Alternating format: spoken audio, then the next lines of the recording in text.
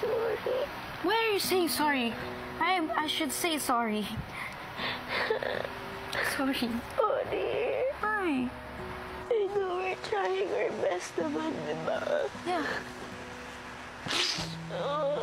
Alam mo yung iniisip ko na lang kanina.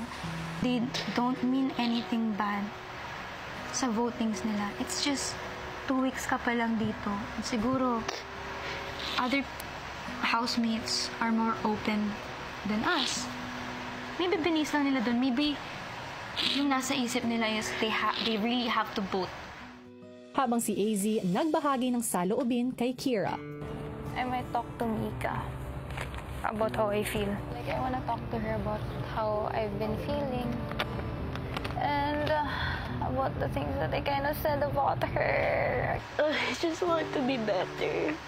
Before naman, hindi naman mataas yung boundaries ko. But I feel like I've just been hurt so many times, kaya feeling ko, ayun ang taas na walls ko. It's so hard. No one's asking you to put down your boundaries. It's okay. I'm sorry. Why are you saying Kasi ako yung dulo. Tapos dulo mo pa ako. Baka masama kita. kaya dati to? I feel so guilty. And I've said really harsh things. Even I got pissed off. I don't know if I should still tell her that. I felt guilty when she got that red flag. Hindi ko in-expect that anybody would actually get the red flag.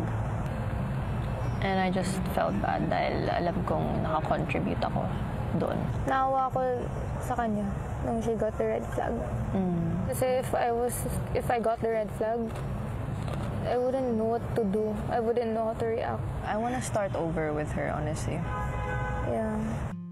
Lumambot yung puso ko po para sa kanya.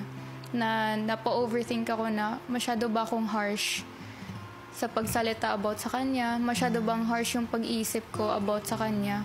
Kailangan ko na talaga siya kausapin. Itama ang mali po.